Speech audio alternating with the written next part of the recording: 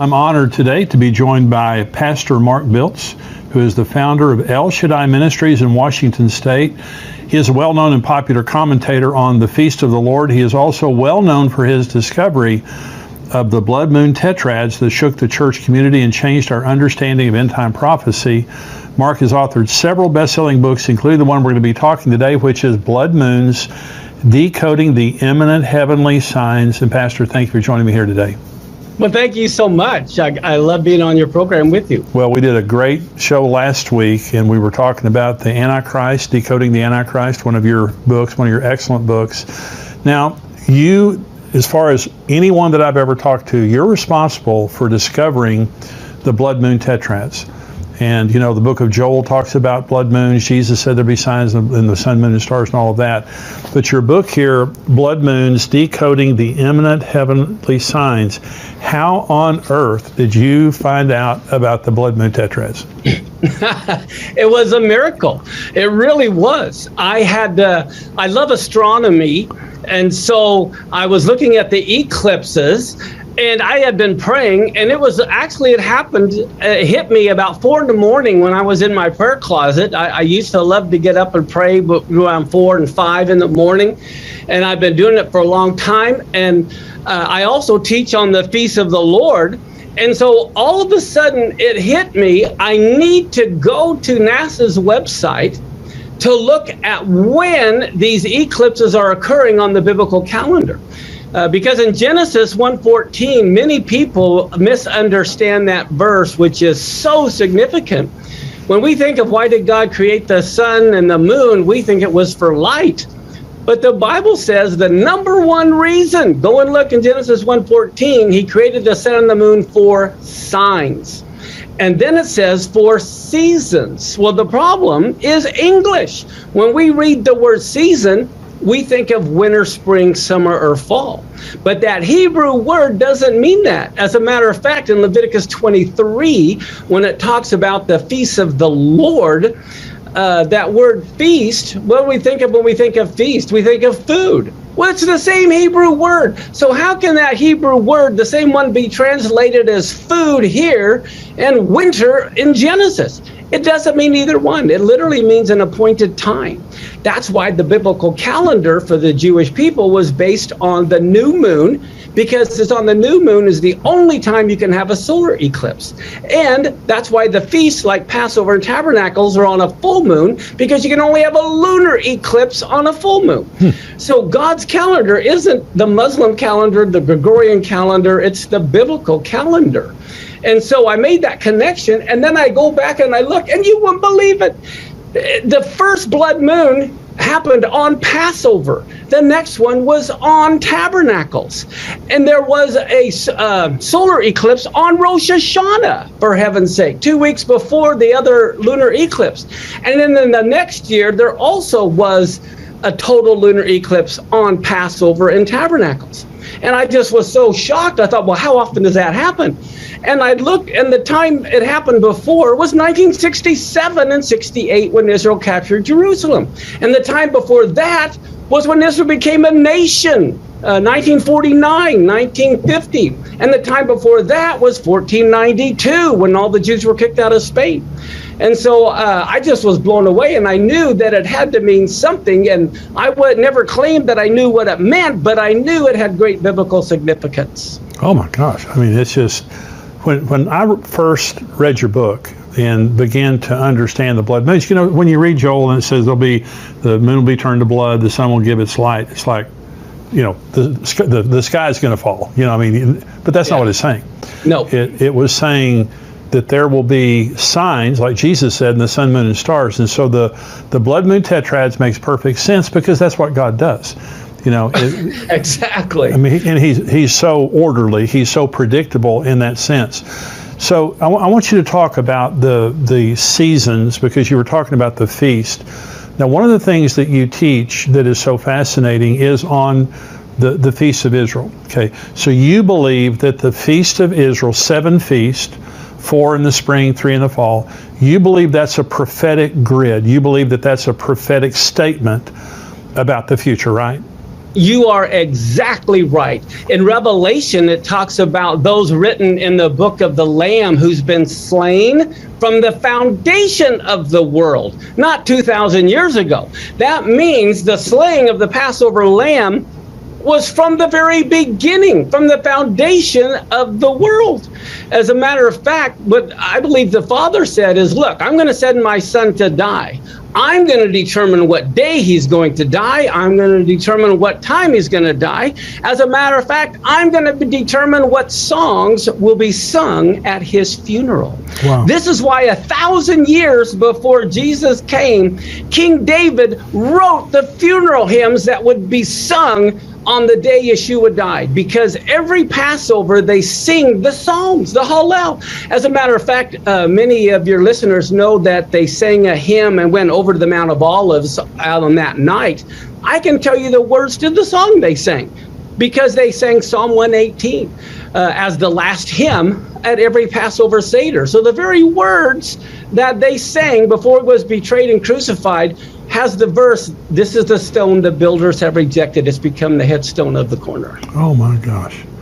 So you have Passover. Oh, yeah. And then you have unleavened bread. Right. Okay. Which was the burial. Right. And then you have first fruits. Exactly, the resurrection. All of those have been fulfilled. On the day. On the day. On the very day. And then you have the Pentecost, which happened 50 days. Oh. Yeah. So yeah, that's the Jewish. And so now those have been fulfilled, but now we have 3 that haven't been fulfilled. And so talk about the blood moons, talk about the significance of the next feast, because we were talking about the last program. This next Rosh Hashanah, the Feast of Trumpets, could be very significant. Talk about that. Oh, very significant. Now, if your listeners believe the Lord is the same yesterday, today, and forever, not just in their head, but in their heart, they know he's the same yesterday, today, and forever.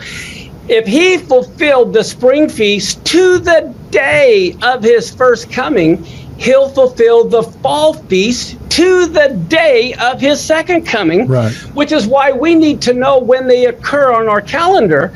And just like you can't have Pentecost until he rose from the dead, he's not going to rise from the dead until he's buried. And they're not going to bury him until he died. They're going to be fulfilled in order. So the next feast to be fulfilled is the Feast of Trumpets. Well, do we hear anything about trumpets in Revelation? Of course we do. And so the next feast, Yom Kippur, is Israel's National Day of Atonement, the very day when their blinders will be removed. They'll realize Yeshua is the Messiah. And then the next feast is the Feast of Tabernacles, where God tabernacles among men for the 1,000-year reign. Now, the Feast of Trumpets, which is the very next one to be fulfilled, okay, it's also known as Yom Teruah, or the Day of the Awakening Blast. That's right. There's all kinds of scriptures that prove the resurrection of the dead, the rapture, if you want to call it that, will happen on Rosh Hashanah. I mean, some year, we don't know the year. Some year, I don't set dates. I don't know what year. See, I have no idea. But I know what will happen on Rosh Hashanah some year. Well, I totally agree with that. And see, and the thing is, for years I heard that Jesus could come at any time. Well, he couldn't die at any time. Exactly. See, exactly. He had to die on Passover. Right. And so to say that the rapture could happen any year. Yes, there you go. And because it's a 2-day feast, it could happen any of the days. You know. Well, not only that, it's 2 different days every day in the world. Yeah. You have 24 time zones. How can anyone know the day or the hour when there's at any one time there's 24 different hours? Well, that's what Jesus said in Luke 17. In that day, there'll be 2 men, or in that night, 2 men be one bed, 2 people in one bed, one taking one left. In that day, there'll be 2 men standing in a field, because it'll be night some places and day some places. Exactly. Yeah. Exactly. So and it's going to happen around September. That's the English here. But around September of the year, there's going to be the Feast of Trumpets, and there's going to be the rapture, the resurrection of the dead. Now and there are also other names that you talk about when you talk about Yom Teruah, the awakening blast, all this stuff. But also it's the wedding day of the Messiah. Yes, it's also the coronation of the Messiah. It's the day he's going to be crowned King of Kings and Lord of Lords.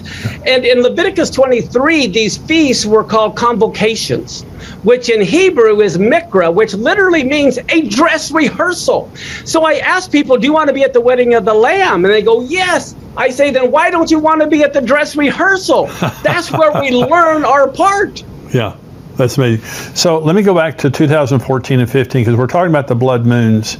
Sure. This is just such a significant point in time in human history that we're looking at. And what I say to people, Pastor, is, every generation has had a sign or signs. Hitler was there, earthquakes, wars, but we're the only generation that has all the signs. Exactly. We have especially Israel, but we have a convergence of all the signs. So going back to Christopher Columbus, who was a Jew, and many people don't know that, but here's the way I've seen the blood moons, because there's 1492, 1493, 1949, 1950, 1967, 1968, and then 2014 and 15. So we understand the first three. But here's the way that I look at it. The 1492 and 1493 was the beginning of God bringing his holy people together. This is the first time since the AD 70 that we see the first beginnings of a gathering there. 1949, 1950 is the Holy Land. The Jews get back the Holy Land. 1967, 1968 is the Holy City of Jerusalem. 2014, 2015 that's the one, to me, is the Holy Temple. There has been, since in the last 3 months, there's been 11,000 Jews ascend the Temple Mount to pray, the most since 2,000 years ago. Okay, and so we're seeing a great activity in Jerusalem, the Temple Institute, the Temple Mount Faithful, different people. So what do you think about the feast of 2014 and 15? What do they mean? Is it significant for the temple? Does it have any other significance? I think it definitely could be temple related. The way I look at it from hindsight, I did mention this back then as well. But if you remember Joseph's dream, and Joseph was a type of the Messiah, there was 7 years of plenty followed by the 7 years of famine. I believe the 2014-2015 lunar tetrad was a warning of the 7-year cycle. When it ended, we would begin the 7-year famine or tribulation, which is why 2022 is so significant. Okay, so the Shemitahs, and if you wouldn't mind talking about it again. So now, this is a Shemitah year that we're in right now. Yes. Now, when we say 2021, 2022, the Jewish year begins, and their civil year begins the Rosh Hashanah. Yes. In September. Yes. Okay, so their new year began in September, and so now between now and next September, this is a Shemitah year. This is the 7th year. Yes. And you believe now again that the tribulation has to begin at the beginning of a Shemitah cycle, which is next September. Exactly. And I have a chart here. One of the things that I want to mention is how significant the first year of a Shemitah cycle is, and which will begin October of next year, right after Rosh Hashanah, because we're in the 7th year. But did you know both temples, Nebuchadnezzar destroyed the temple and Rome destroyed the temple, both in the first year of a Shemitah cycle? Wow. So both temples were destroyed then. The 1967 Six-Day War happened in the first year of a Shemitah cycle. The Yom Kippur War happened in the first year of a Shemitah cycle. Israel took out the Iraq nuclear reactor in the first year of a Shemitah cycle. The first Intifada was in the first year of a Shemitah cycle. The Israel-Jordan peace treaty was the first year of a Shemitah cycle. That's when the quartet began that wanted to divide the land. And I believe they represent the 4 horns in Zechariah that keep the land divided. And then the Gaza war and, of course, the stock market crash also happened the first year of a Shemitah cycle. And then we have the 2014-2015 blood moons, which was the end of a Shemitah cycle going into the beginning of a Shemitah cycle. And one other point I want to make You can only blow the shofar on the year of in the year of Jubilee. Now you got to remember, there's 49 years or 7 cycles. The year of Jubilee is always the first year of the next Shemitah cycle. Right.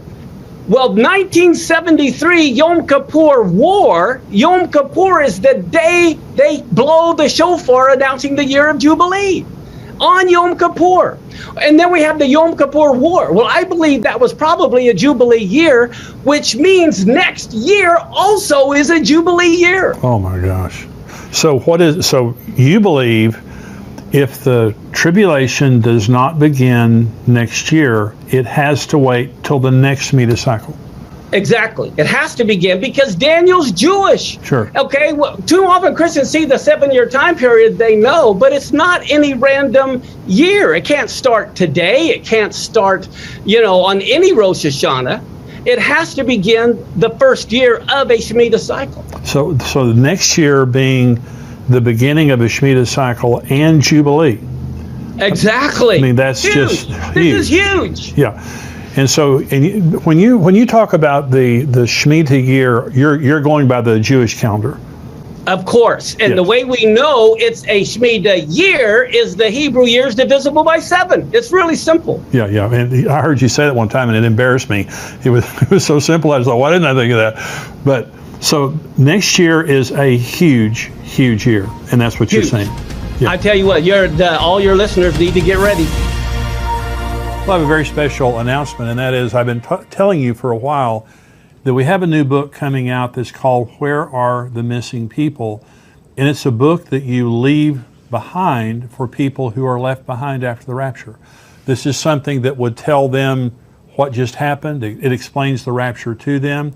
It leads them to the Lord. It tells them how to be baptized, how to read the Word of God, how to navigate the end times, the things that are happening in the world during the tribulation, the things that are going to happen. It literally is just a survival guide for people who have been left behind and are living during the tribulation. I know you have family members and friends and just people maybe that you don't know, but they're going to be going through your stuff. If you're a Christian and you have been raptured, they're going to be in your home, they're going to be in your office, they're going to be in your car.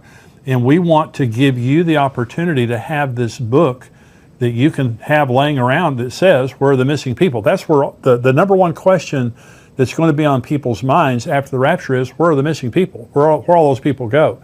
So this is a book that you can prominently display, and it's an attractive book that you can prominently display in your home, in your office, in your bedroom, in your car, wherever you want to put it, to where people would be able to find it after the rapture and during the tribulation to lead them to the Lord and give them instruction on how to navigate those unbelievably difficult days. Now, if you're a subscriber to endtimes.com, we're going to give you a free ebook. Okay, you don't have to pay anything for it.